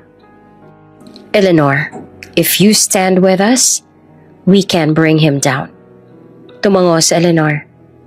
Then let's end this, once and for all. Sa gabing iyon, habang nakatingin si Winnie sa mga dokumentong dala ni Eleanor, alam niyang malapit na ang katapusan ng laro ni Mr. Salcedo. At sa pagkakataong ito, hindi na siya mapipigilan. Tahimik muli sa opisina ni Winnie. Nakabukas ang mga folder sa mesa. May mga laptop na naglalabas ng spreadsheets at scanned documents. At ang notebook niya ay puno ng notes at cross-references. Alright, bulong niya sa sarili habang tinitingnan ang mga papeles. We need everything clean, everything organized. No gaps, no mistakes. This case, it has to be airtight. Ipinagsama niya ang lahat ng ebidensya na nakuha mula kay Eleanor Vasquez at sa iba pang dating empleyado ni Mr. Salcedo. Ang bawat falsified na dokumento, bawat forged signature, bawat lihim na account na itinatago ni Salcedo, lahat ay sistematikong inayos. Cross-check with the original transactions, verify the dates, match the signatures, and create a timeline. Sabi niya sa sarili habang nagtatype sa laptop. Sa bawat linya at numero, lalong lumalabas ang kalokohan ni Mr. Salcedo. May mga inconsistencies, may mga dokumentong hindi tumutugma, at may mga taong handang patotohanan ang lahat. Pagkaraan ng ilang oras, tumigil siya at huminga ng malalim. This is it. When we present this, Salcedo won't know what hit him. Sa kabilang panig ng lungsod, nasa opisina si Mr. Salcedo. Nakatayo sa harap ng malaking bintana. Nakatingin sa lungsod na dati parang laruan niya. Something's coming. Bulong nito sa sarili. I can feel it. That lawyer, that woman. She's not just good. She's dangerous. Isa sa mga abogado niyang lumapit at halatang nag-aalala. Sir, are you alright? Si Mr. Salcedo naman ay tumalikod. Naglakad papunta sa mesa at marahang umisi. Pero ang ngiting iyon ay puno ng bahid ng kaba. I've dealt with many lawyers before, sabi niya, malamig ang tinig. But this one? I haven't faced anyone like her in years. And I know she's preparing something. Do you think she has evidence? Tanong ng abogado. Huminga siya ng malalim. Ang mukha ay napapalingon sa malawak na skyline. I don't know yet, but I can feel it in my bones. There's a storm coming, and it's headed straight for me. Sa opisina naman ni Winnie, natapos yan ang ayusin ng lahat ng ebidensya. May kopya ng lahat ng original na dokumento. May timeline ng mga transactions at may recording na nagpapatunay sa utos si Mr. Salcedo sa forgery. Nakangiti siya habang tinatapos ang huling detalye. Everything is ready, sabi niya, nakatingin sa mga nakahanay na folder. And when this goes to court, Salcedo won't have a leg to stand on. Maaga pa lang ay puno na ang korte. May halong osesero, abogado at media personnel. Lahat ay may nais makakita ng muling pagbukas ng kaso ni Mr. White. Sa loob nakaupo si Mr. White. Matagal ng pagod ngunit may bahagyang ngiti sa labi habang nakatingin kay Clara. Tahimik ngunit matikas sa pumasok si Winnie Alcazar Nicolay. Dalang mga folder at laptop. Ang mga mata ng lahat ay agad na tumutok sa kanya. Ang dating tahimik at prabadong babae na ngayon ay naglalakad na may otoridad, taas noo at tiyak ang bawat hakbang. Tumayo siya sa harap ng hukom at ng korte. Your Honor, I am here to present evidence that will prove Mr. White's innocence and expose the manipulations of Mr. Salcedo. Winnie unfolded the first set of documents, carefully laying them on the table. These are the original financial transactions, paliwanag niya. You will notice several inconsistencies between these originals and the records submitted as evidence against Mr. White. Binuksan niya ang laptop at ipinakita ang mga scanned files at highlighted signatures. Notice the forged signatures, the altered dates, the missing notarizations. These were all fabricated to make Mr. White appear guilty. Tahimik ang lahat. Maraming abogado at reporter ang napatingin sa kanya. Halatang hindi makapaniwala sa detalye at precision ng ipinapakita niya. Furthermore, patuloy pa ni Winnie, we have testimonies from former employees of the enterprises, including Miss Eleanor Vasquez, who personally witnessed these falsifications. She has provided recordings and documents confirming that Mr. Salcedo himself orchestrated these manipulations. Napatingin si Salcedo sa kanyang abogado. Halatang nanginginig. Ang kumpiyansang dati ay tila unti-unting naglalaho. I submit to the court, Winnie said firmly, that the defendant, Mr. Jonathan White, was framed. And these evidences are just the beginning of the proof that will clear his name completely. Nanlaki ang mga mata ni Mr. White. Halatang hindi siya makapaniwala sa husay ng abogada sa harapan niya. Lumapit si Winnie sa kanya at marahang napatingin sa mata nito. Don't worry, kumpiyansang sabi niya. I've got this. We will win. Habang nagpatuloy ang presentasyon, napapansin ng lahat sa korte ang pagkakabilog ng mga mata ni Salcedo.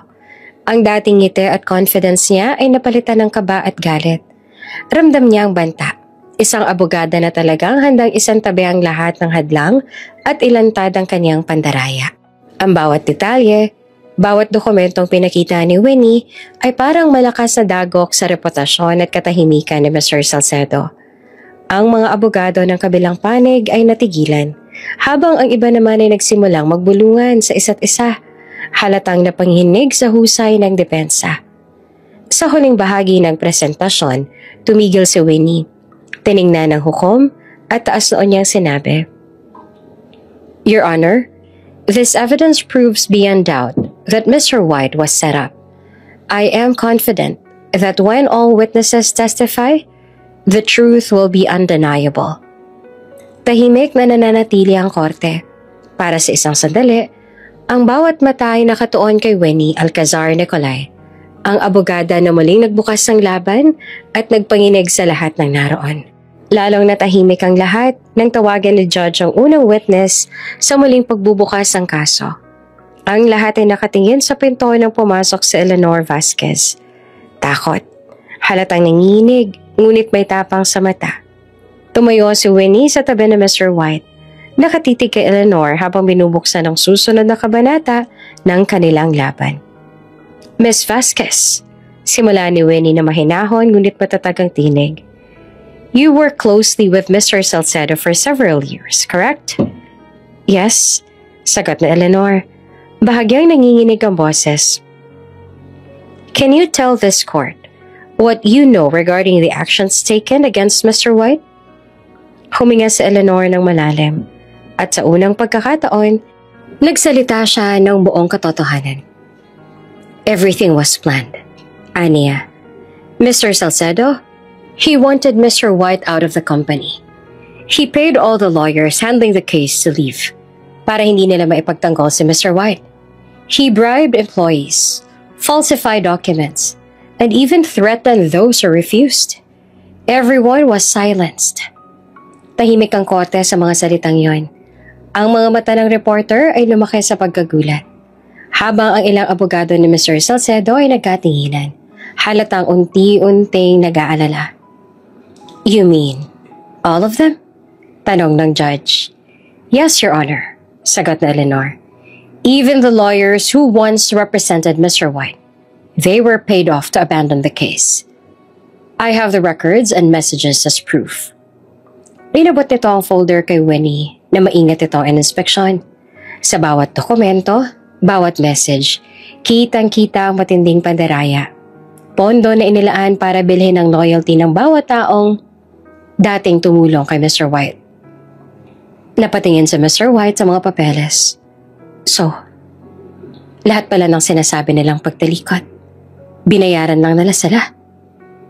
"Yes, sir," sagot na Eleanor. Halos maiyak. "They were threatened too, but money made them leave quietly." Sa kabilang panig ng korte, halata ang pagkabigla ni Mr. Salcedo. Ang dating kumpiyansang hawak sa bawat abogado at witness ay unti-unting napapawi. Kinuyom nito ang kamao. Ang mga mata ay nanilisik at naramdaman ninyo ang malamig na pawis sa likod ng kanyang leeg. "This can't be happening." Bulong ni Mr. Salcedo sa sarili. Pilit tinatago ang kaba. She has proof. Everything." Habang nagpapatuloy sa Eleanor, sa testimony, lalong nagiging malinaw ang pandaraya. Ang forged documents, ang bribery, at ang lahat ng manipulation sa ginawa ni Mr. Salcedo upang sirain si Mr. White. "Your Honor," sabi ni Winnie, nakatayo at may kumpiyansang boses, "this testimony confirms what our evidence has already shown. Mr. Salcedo systematically manipulated and bribed every person to falsely accuse Mr. White. The truth is now undeniable." Napahinto si Mr. Salcedo sa kanyang mga salita, walang magawa, at naramdaman niya ang unti-unting pagbagsak ng kanyang imperyo sa harap ng korte. Ang dating laro na kontrolado niya, ngayon ay unti-unti nang lumalapit sa kanya ang katotohanan. Si Mr. White sa kabila ng pagkabigla ay huminga ng malalim. Damang-dama ang muling pag-asa. Sa tabi nito ay si Clara na bahagyang ngumiti. At sa mata niya, ay kitang-kita ang pasasalamat kay Winnie. Your Honor, panimula ni Winnie na tahimik ngunit matatag.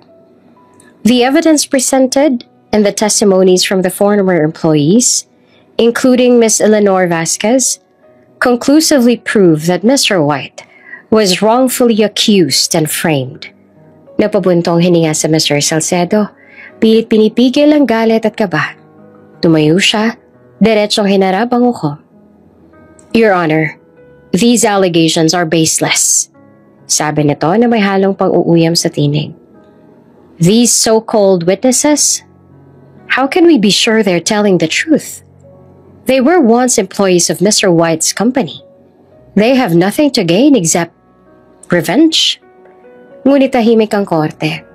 Ang mga mata ng lahat ay nakatuon sa kanya, lalo na kay Winnie na nakatayo ng taas noo. Hawak ang stack ng mga dokumento at laptop.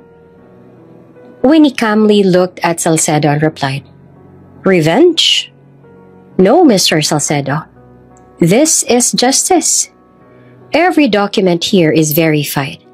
Every testimony is supported by proof. Look at this, she said, projecting a folder onto the screen. These are the original transactions. Compare them with the falsified ones you submitted. Dates, signatures, notarizations, all manipulated. You bribed lawyers to leave. You silenced employees. You altered records.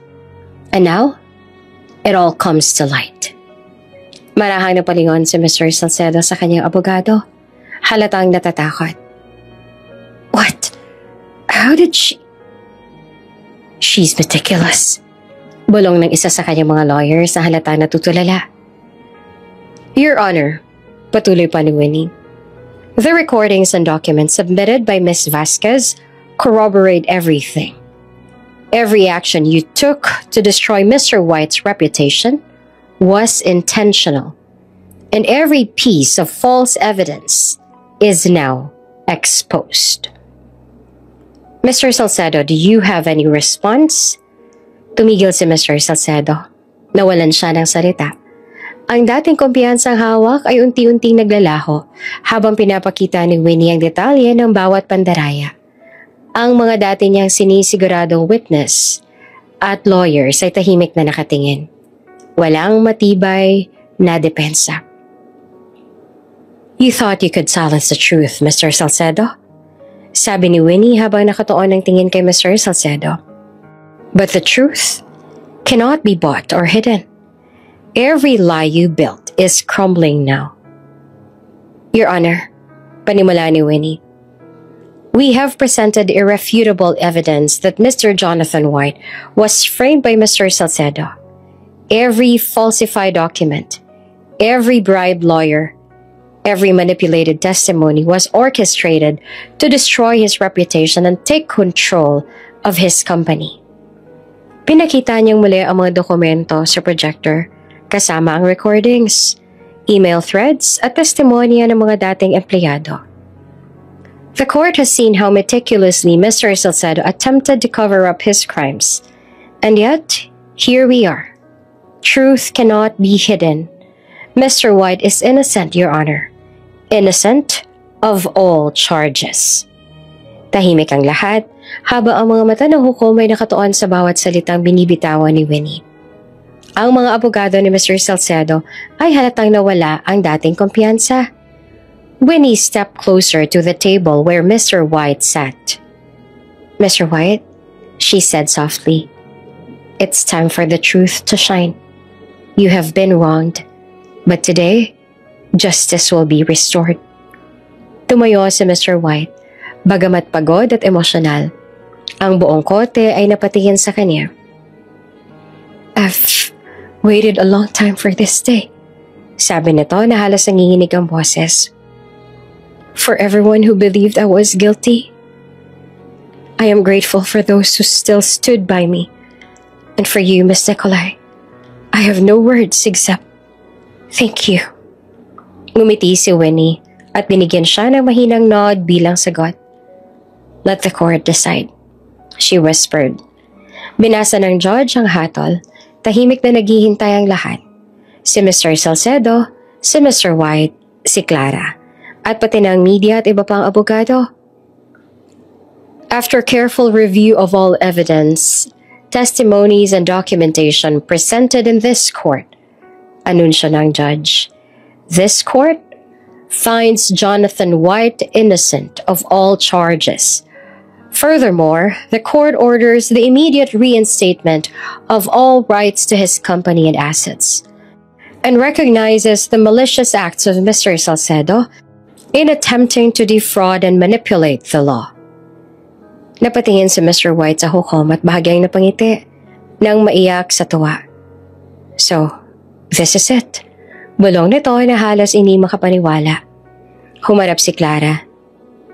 Mr. White, we did it. Justice prevailed. Si Mr. Salcedo ay napapikit. Ang dating malakas at mapagmataas na lalaki ay unti-unti nawawala ng lakas.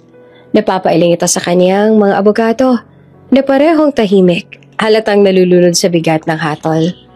Tahimik ang korte sa loob ng ilang sandali bago bumungad ang mga papuri at pasasalamat mula sa mga tao. Ang muling pagbabalik ng karangalan ng Mr. White ay hindi lamang para sa kanya, para na rin sa mga taong naniniwala sa kanya, sa mga abogadong tunay na nagtaguyod ng hustisya, at sa katotohanan na hindi mapipigil ng pera at kapangyarihan. Tumayo si Mr. White, taas noo, at humarap sa kanyang kumpanya sa harap ng buong korte. Today, sabi niya na malakas at malinaw, I reclaim what is rightfully mine and vow to never forget those who stood by me. Tumingin si Mr. White kay Winnie na puno ng emosyon. Winnie, I don't know how to thank you enough. Sabi niya na may bahagyang luha sa mata. You didn't just fight for my case. You restored my life, my company, my dignity, and I am forever grateful. Ngumiti si Winnie, kalmado at mahinahon ngunit may kapangyarihan sa boses. I did only what was right, she replied. It wasn't about thanks, it was about justice. Tumalikod siya sandali. Tinitingnan ni Mr. Salcedo. Pagkatapos, mariing hinarap nila ito ni Mr. White. Now, ani ni Mr. White na mataas ang noo. It's your turn. You will face the consequences of your actions, because evil will never triumph over goodness. Never. Napatingin si Mr. Salcedo sa kanya, halatang galit at frustrated. You? This isn't over. Galit itong sigaw, pilit na pinipigil ang sarili. Ngunit walang tumugon. Wala na makakaligtas sa hatol at ebidensyang nakaharap. Ang dating kapangyarihan ay tuluyan ng nawala at siya ay haharap sa pagkakakulong at hustisyang matagal nang pinabayaan. Justice is served. And now, you can finally live without fear, Mr. White. Tumalikod sila sa korte habang si Mr. Salcedo ay papalayo, galit at napipilitang tanggapin ang kapalaran. Ngunit sa bawat hakbang ni Mr. White, ramdamang bagong simula. Isang buhay na malaya, puno ng katarungan at walang takot. At sa unang pagkakataon matapos ang lahat, tahimik silang naglakad palabas ng korte. Alam na ang kanilang laban ay tapos na at ang kabutihan ay nagtagumpay. Tahimik ang gabi sa bahay ni Clara. Nakaupo sila ni Winnie sa maliit na sala. May tasa ng mainit na tsaa sa mesa. Winnie, I still can't believe it, sabi ni Clara. I mean, you're really an amazing lawyer. Matagal na tayong magkaibigan, and yet I'm still surprised by your skills. Napangiti naman si Winnie sa kanyang sinabi, bahagyang napapaluha sa halong dala katiwaga. Thanks, Clara. Sagot niya naman na mahinahon, pero may liwanag sa mga mata. Tumango si Clara, bago muling tumingin kay Winnie. Can I ask you something? Tanong niya na may halong curiosity at kaba. Why did you pretend to be a janitress? And why did you leave your life in America? Huminga si Winnie ng malalim, bahagyang nakayuko at tila nagbabalik tanaw sa nakaraan. Because I was hurt, Sagot niya na mahinahon, ngunit may bahagyang kirot sa tinig. My fiancé betrayed me. Niloko nila ako ng kapatid ko. They disappointed me. I wanted a different life, far away from them, far away from everything. I thought I knew. Tumigil siya sandali. Tinitingnan ng kanyang sariling mga kamay bago itinaas ang tingin kay Clara. But as it turns out, dagdag niya, I was needed. People needed my help. And you know who was most in need? Mr. White. Despite everything I've been through, I realized I couldn't just walk away when someone's life and justice depended on me. Napangiti si Clara, ramdam ang damdaming buo ng pasasalamat. Hinawakan niya ang kamay ni Winnie. Winnie, I'm really thankful. Sa kabila ng pinagdaanan mo, pinili mo pa rin na tulungan si Mr. White. Hindi lahat ang gagawa ng ganon, lalo na kung may personal na sakit sa puso. You're truly remarkable. Ngumiti naman si Winnie at bahagyang napaluha at sagot niya. I just did what I knew was right. That's all. That's the life I want to live now. Helping those who need it the most. At matapos nga ang lahat, panahon na rin siguro para balikan ni Winnie ang dati niyang buhay na iniwan niya ng mahigit 2 taon para lang takasan ng sakit at panluloko ng mga taong mahalaga sa kanya. Malakas ang hangin nang lumapag ang eroplano sa Los Angeles. Ilang taon din ang lumipas mula nang umalis si Winnie Alcazar Nicolay, ang dating sikat na abogadang biglang naglaho sa Amerika. Ngayon, matapos niyang ipanalo ang isa sa pinakamalaking kaso sa Pilipinas, muling umingay ang pangalan niya sa buong mundo ng batas. Muli siyang tinawag ng mga kilalang firm at maging ang media upang humarap sa mga panayam. Ngunit higit pa sa karangalan, may ibang dahilan kung bakit siya umuwi. Isang tahimik na paghaharap sa nakaraan na matagal niya nang tinatakasan. Pagdating sa lumang bahay nila sa Beverly Hills, agad niya nakita ang mga pamilyar na mukha. Ang dati niyang fiancé at ang babaeng minsan niyang tinuring na kapatid, si Mara Nicolay. Winnie, sarkasikong bati ni Mara na nakataas ang kilay. You're back. I thought you'd disappear forever. Tahimik lang si Winnie, hawak ang bag sa kanyang kamay, malamig ang titig. I came back because I have unfinished business, she said calmly. Ngumisi naman si Mara, halatang naiirita sa kumpiyansa ni Winnie. Well, you shouldn't have. You're not welcome here. You've caused enough trouble already. Lumapit ang fiancé niyang si Lucas na minsang nangako ng habang buhay sa kanya, ngunit ngayon nakatayo sa tabi ng kaniyang kapatid. You shouldn't have come back, Winnie. Malamig na tong sabi. You've always been too proud. You left us like a coward. Bahagyang napatawa si Winnie, pilit pinipigil ang sakit. I left because I was betrayed, she replied. And I can see nothing has changed. Bigla namang umisi si Mara, ang mga mata ay puno ng panlilinlang. Well, since you're back, why don't we stop pretending? Then she turned to their mother and said coldly, Now, Mom, why don't you tell her the truth? That she's not really my sister. You adopted her. She's not a real Nicolay. Namilog ang mga mata ni Winnie, nanlamig ang paligid. What did you say? Tahimik ang mga magulang niya. Si Mrs. Nicolay ay halos hindi na makatingin, habang si Mr. Nicolay naman ay napayuko, mabigat ang paghinga. Winnie, mahinang sabi ng ina na luhaan. I'm sorry, but it's true. We adopted you when you were a little girl. We didn't tell you because we wanted to protect you. You've always been our daughter no matter what. Sandaling nanahimik si Winnie.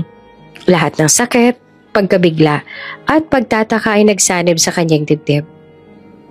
Ngunit imbes na galit ay kalmadong ngiti ang pumalik sa kanyang labi. That's so much better, she finally said, her voice trembling but firm. After all the betrayal that I got from this family, I'd rather not share your blood. But still, tumigil siya sandali. Tumingin sa kanila ng diretsyo. I'm thankful. You raised me. You gave me shelter. But the pain you caused me, Naputol ang boses niya. Ngunit sapat na iyon upang maramdaman ng lahat ang bigat ng kanyang saloobin. Tumalikod siya. Kinuha ang bag at diretsong lumabas ng bahay. Hindi na lumingon pa. Ang mga luha sa kanyang pisngi ay hindi luha ng kahinaan. Luha iyon ng paglaya. Sa labas ng mansyon, tumigil siya at huminga ng malalim. For the first time, bulong niya, I know who I really am. And I'm not a Nikolai. I'm Winnie, the woman who survived it all. Ngumiti siya ng marahan, sabay lakad palayo, dala ang bagong panimula. Malaya, matatag at handang harapin ang bagong kabanata ng kanyang buhay. Tahimik sa penthouse ni Winnie sa Amerika. Tahimik siya nakaupo, hawak ang isang lumang folder mula sa orphanage kung saan siya nanatili ng ilang linggo. Binuksan niya ito, binasa ang bawat linya, bawat pangalan, bawat detalye. So, I really came from the Philippines. Bulong niya sa sarili, habang binabalikan ang tala ng orphanage. This orphanage, they adopted me here in America, pero originally, I'm from the Philippines. So my real parents, they're still there. Binuksan niya ang isa pang lumang dokumento. Walang kahit na anong information tungkol sa magulang niya. Ni hindi niya nga alam kung kailan ang tamang birthday niya at wala rin siyang maalala na kahit ano. Siguro dahil napakabata niya pa noon. Unti-unti, nagsimulang bumuo ng kanyang isipan ang puzzle ng kanyang nakaraan. For years, I didn't know who I was, but now, every clue matters, sabi niya habang nagtatype sa laptop. Every name, every date, every place, I need to know the truth. Habang nagre-review siya ng lumang tala, napansin niya ang ilang pattern. Mga pangalan na paulit-ulit sa mga dokumento, mga lugar sa Pilipinas na konektado sa kanya. Ang pinakamahalaga ay ang clue na nagtapos sa isang pangalan na paulit-ulit lumalabas sa lahat ng mga reference. Si Mr. White. Could it be? Tanong niya sa sarili. Pinisil ang kanyang pisngi. Could he be my father? Hindi niya mapigilang maramdaman ang halo ng takot, kaba at kuryosidad. Ang lalaki na kanyang tinulungan sa Pilipinas at kanyang pinaglabanan sa korte. Maaaring ito rin palang dahilan ng kanyang sariling pagkatao. It all points to him. Bulong niya na halos hindi makapaniwala. All the pieces. They're leading to Mr. White. But how? And why was I given up? Tumigil siya sandali, huminga ng malalim, at tiningnan ang larawan niya ng bata sa folder. Whatever the truth is, I will find it. I need to know who I really am. And I think I finally have a lead. Tahimik na tumayo si Winnie, hawak ang lumang folder at laptop. Sa bawat hakbang patungo sa bintana, ramdam niya ang bigat at tiwanag ng bagong simula. Ang paghahanap sa kanyang nakaraan ay nagsimula pa lamang. At alam niya na ang katotohanan ay malapit na, kahit pa ito ay magdudulot ng gulat at emosyon na hindi pa niya nararanasan. Tahimik ang opisina ni Mr. White. Ang araw ay pumapasok sa malalaking bintana. Nagbabalot ng gintong liwanag sa bawat sulok. Nakaupo si Winnie sa harap ng mesa nito. Ang laptop at mga dokumento ay nakaayos sa gilid. Sa puso niya, ramdam niya ang halo ng kaba at panghihinala. Ang lahat ng clue ay nagtuturo kay Mr. White, ngunit kailangan niyang malaman ang katotohanan. Matapos niyang makita ang mga clue na maaaring may connection siya kay Mr. White, bumalik siya ng bansa para malinawan ito. Ayon sa kanyang pananaliksik, may anak nga si Mr. White, pero namatay daw ito nung bata pa. Takot. Ganun pa man ay gusto niya rin malaman ang totoo. Gusto niya pa rin na malinawan. Sir, simula ni Winnie, bahagyang nanginginig ang boses. I need to ask, did you ever have a child? A daughter? Tumigil si Mr. White sa ginagawa niya at napatingin kay Winnie, halatang nagulat sa tanong. Yes, I had a daughter.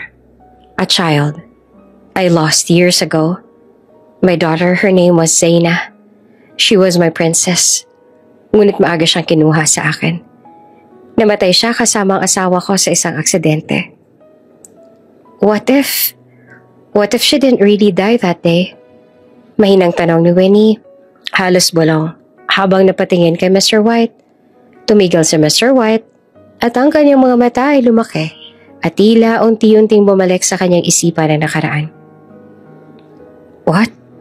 What did you say? Tanong niya na halos hindi makapaniwala. Sir, sagot ni Winnie na may halong kaba at determinasyon. The clues I found, they point to you, to your family, to that child you lost. I think, maybe that child is me. Tahimik sa Mr. White. Ang katahimikan sa opisina ay mabigat. Puno ng damdamin na matagal nang nakatago. Ang bawat segundo ay nagiging mahaba at puno ng emosyon. Winnie, bulong na to sa wakas na halos nanginginig ang boses. This cannot be. I thought I lost her forever. Tumayo si Winnie at bahagyang lumapit. Ang puso niya ay mabilis ang tibok. Sir, I need to know the truth. Not just for me, but for you too. I found clues and they all point to you. The fact that maybe I'm your daughter? Sa Mr. White ay huminga ng malalim. Ramdamang bigat at sakit ng nakaraan. Ang mga mata niya ay lumiwanag sa parehong lungkot at pag-asa. My princess. Bulong niya na halos luhaan. Could it really be? Tahimik sila sandali, magkakatingin. Ang dalawang taong parehong sugatan ng nakaraan, parehong naghahanap ng katotohanan. Ang oras ay tila huminto sa kanilang paligid. Habang unti-unting bumabalik ang lahat ng alaala at damdamin na matagal nang naipon sa dibdib ni Mr. White. Ang pagtatagpo ng nakaraan at kasalukuyan, ng pagkawala at muling pag-asa ay nagsisimula pa lamang sa puntong iyon. At sa puso ni Winnie, ramdam niya na ang sagot na ito ay maaaring magbago ng lahat. Ang kanyang pagkakakilanlan at ang tunay na relasyon nila na Mr. White. Sir, simula ni Winnie, hawak ang mga dokumento. I needed to know the truth. I found records, and everything points to you. To the fact that I am your daughter. Kaya nga matapos noon, agad silang nagpasya na magpa-DNA test para malaman nila kung ano ang totoo. Hindi nila inasahan ang resulta. Positive. Ibig sabihin ay siya ang anak ni Mr. White na di totoong namatay ang anak nito ng araw na yon. Na ang sunog na bangkay ng bata na nakita sa loob ng sasakyan kasama sa asawa ni Mr. White ay hindi ang kanilang anak. Kundi nilagay roon para pagmukhain na si Zaina iyon. My daughter? Bulong na Mr. White na halos hindi naman makapaniwala. I thought I lost you forever, my Zaina. Tumayo si Winnie at dahan-dahang lumapit. Ang kanyang mga mata ay basa ng luha. Yes, sabi niya na nanginginig ang boses at halong tuwa at lungkot. I am Zaina, your daughter. I survived, and I'm here, at last. Hindi naman makapaniwala si Mr. White. Dahan-dahan niya hinawakan ang mga kamay ni Winnie. Ang mga palad niya ay nanginginig. You're really my daughter? Bulong niya, halatang napuno ng damdamin. All these years, I thought I failed you. Tumulo ang luha sa pisngi ni Winnie. I never blamed you, but I had to find out for myself. And now I know, I'm your daughter, and I've always needed to know you. Biglang napayakap si Mr. White si Winnie ng mahigpit. Sa unang pagkakataon sa mahabang panahon, ramdam nila ang init at katatagan ng isa't isa. Ama at anak na nagtagpo muli matapos ang pagkakalayo at pasakit. I've missed you, Zaina. Ani Mr. White na halos umiyak. I've missed you more than words can say, and I've missed you too, Dad. Sagot naman ni Winnie na lumuluha ngunit ngumiti. Ramdam ang kaginawaan sa muling pagkikita. Tahimik na nagtagpo ang kanilang mga mata. Damang-dama ang bigat ng nakaraan at ang liwanag ng bagong simula. Ang bawat taon ng pangungulila, panghihina at paghahanap ay nagbunga ng sandaling ito. Ang muling pagkakaroon ng pamilya, pagmamahal at tunay na pagkakakilanlan. I will never leave you again. Pangako ni Mr. White, hawak ang balikat ni Winnie. You are my daughter, my Zaina, always. Never. Sagot naman ni Winnie na bahagyang umiti habang ang luha ay patuloy na dumadaloy. I'm your daughter, and I'm finally home. Sa labas ng opisina, ang araw ay sumisiklab sa gintong liwanag. Sa loob, ramdamang mainit na yakap ng pamilya. Isang muling pagbabalik ng mga nawawalang taon at ang simula ng bagong kabanata para sa ama at anak. Isang buhay na puno ng pagmamahal, pagkakakilanlan at tunay na katarungan. Matapos lumabas ang katotohanan na sila nga ni Mr. White ay mag-ama, pinili naman ni Winnie na magsaliksik para malaman kung anong nangyari sa kanyang ina noong araw na naaksidente at kung sino ang bangkay ng batang babae na nakita sa loob ng sasakyan. Nakaupo siya ngayon sa kanyang mesa. Nakatutok sa laptop. Nakapaligid ang lumang dokumento, letrato at mga tala na kanyang nakalap mula sa mga taong malapit sa kanyang ina at sariling ama. Why did this happen? Bulong niya sa sarili, hawak ang larawan ng kanyang ina. What really happened that night? Simula ng gabing yon, ramdam ni Winnie na may lihim na nakatago. Isang planong nagbunsod sa lahat ng trahedya sa kanyang pamilya. Determinado siyang malaman ang buong katotohanan. Kanya-kanyang tinawag ang mga taong maaaring may alam. Mga dating kasamahan ng pamilya, mga taong malapit noon, at kahit sino mang maaaring magbigay ng impormasyon. Unti-unti, lumalabas ang larawan ng nakaraan. Isang plano na maingat at maayos ang pagkakagawa. And it all points to him. Bulong ni Winnie. Pinipilit na kalmahin ang sarili. Mr. Salcedo. He's the one behind all of this. The betrayal, the manipulation. Everything. Binasa niyang muli ang mga lumang tala, emails at testimonya ng mga witness, at sa bawat pahina, ramdam niya ang kumpirmasyon. Ang bawat hakbang ni Mr. Salcedo noon, mula sa pagtaksil sa ama, sa pagpapalaganap ng kasinungalingan, hanggang sa pagtatangka na sirain ang pangalan ni Mr. White, ay maaayos na planano. So I wasn't wrong. Ani Winnie sa sarili na ang boses ay puno ng galit at determinasyon. It was him. He did this. He plotted everything.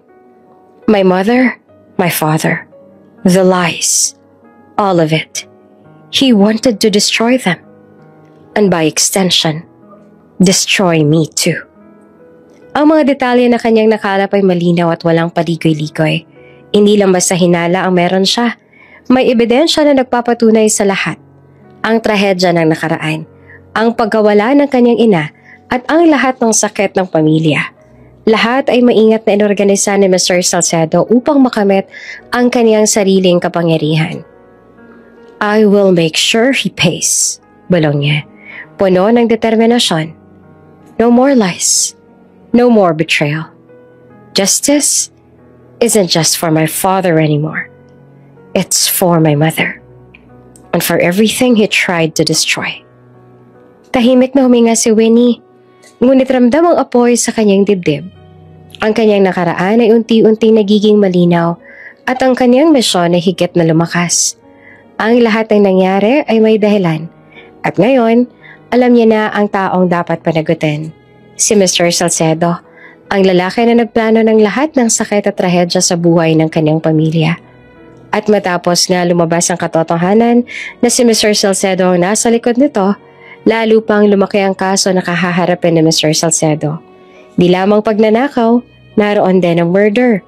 At ayon sa investigasyon ng bangkay ng batang babae na kasama ng asawa ni Mr. White sa sasakyan noong aksidente, ay bangkay na binili rin ni Mr. Salcedo.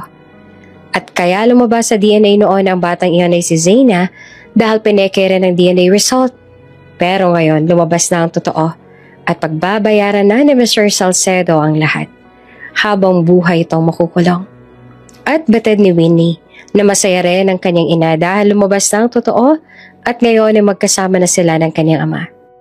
Samantala, sa kabilang panig, ang kapatid naman ni Winnie na si Mara at ang ex-fiancé niyang si Lucas ay nabigla sa bagong katotohanan na kanilang nalaman. Hindi lamang nila nalaman na si Winnie ay anak ni Mr. White, kundi pati na rin na siya na ngayon ay mas malaking kayamanan at kapangyarihan bilang tagapagmana ng lahat. Ang kanilang mga mukha ay punong-puno ng pagkabigla, galit at selos. I can't believe this. She is his daughter? And all this time we treated her like nothing? At gustuhin man nilang pabagsakin si Winnie, wala na silang magawa. Dahil higit sa mayaman na ito sa kanila ngayon, ang tangi na lamang nilang magagawa ngayon ay tingalain si Winnie at kalaunan ay pagsisihan ang kanilang ginawa dahil si Winnie ay wala nang pakaalam sa kanilang lahat. Ipinagpatuloy ni Winnie ang kanyang trabaho bilang isang abogado. Pero darating ang araw na siya nang magmamana ng kumpanya ng kanyang ama, ngunit sa ngayon ay hinahayaan ni Mr. White ang anak na gawin ang gusto nito dahil kaya pa naman ni Mr. White na pamahalaan ng kumpanya. Ang tapat na si Clara ay naitaas na sa isang mataas na posisyon, lalo pang tumibay ang pagkakaibigan nila ni Winnie. Si Clara ay patunay na kapag ikaw ay nananatiling tapat at gumagawa ng tama, darating at darating ang gantimpala sa tamang panahon. Hindi niya kailanman hinanap ang papuri o kinilalang sarili sa harap ng iba. Ngunit, ang kanyang kabutihan ay kusang nakita at nabigyan ng halaga. Samantala si Mr. Jonathan White, ang buhay na patunay na kapag wala kang ginagawang masama at hindi ka sumusuko sa gitna ng pagsubok, lalabas at lalabas ang katotohanan. Maaaring magtagal, maaaring masaktan ka sa proseso. Ngunit sa huli, ang katotohanan ay mananatiling matatag at malalampasan mo rin ang lahat. Si Winnie naman ay halimbawa na kahit gaanong kapait ang pinagdaanan, kapag malinis ang intensyon mo at pinili mong bumangon kaysa hayaang lamunin ka na ng pait, mas lalo kang magtatagumpay. Hindi madali ang pinagdaanan niya. May luha, pagkadapa at pagsuko na muntik nang gawin. Ngunit pinili niyang magpatuloy. At doon, mas lalo siyang naging matagumpay at nahanap niya ang kanyang tunay na ama. Samantala, ang sinapit naman ni Ginoong Salcedo ay nagpapaalala sa atin na kahit na kailan, hindi magtatagumpay ang kasamaan laban sa kabutihan. Ang kasakiman sa yaman at kapangyarihan ay walang patutunguhan dahil lahat ng bagay na nakukuha sa maling paraan ay mawawala rin sa tamang paraan. At sa huli, ang taong puno ng kasakiman ay mawawasak ng kanyang sariling kagustuhan. Hindi niya na kayanang kontrolin. Fate has always had a way of playing with the lives of people. Everything that happened, every heartbreak, every separation, every victory and downfall was part of a greater plan. It was destiny's quiet work, slowly weaving its threads so that in the end, the paths of the father and the child who had been separated for many years would finally cross again. What once seemed like a cruel twist of life was actually a long journey of growth, healing, and rediscovery. And now, after all the distance and silence, fate has gently guided them back to where they're always meant to be, together.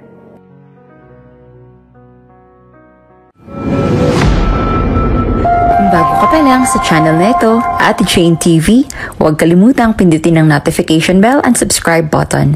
Sana po hindi naman malaking abala sa inyo ang pagpindot ng subscribe button dahil ang kapalit po nito ay ang pagsuporta para makapag-produce ng mga libreng stories sa mga channels ni Ate Jane. Maraming salamat!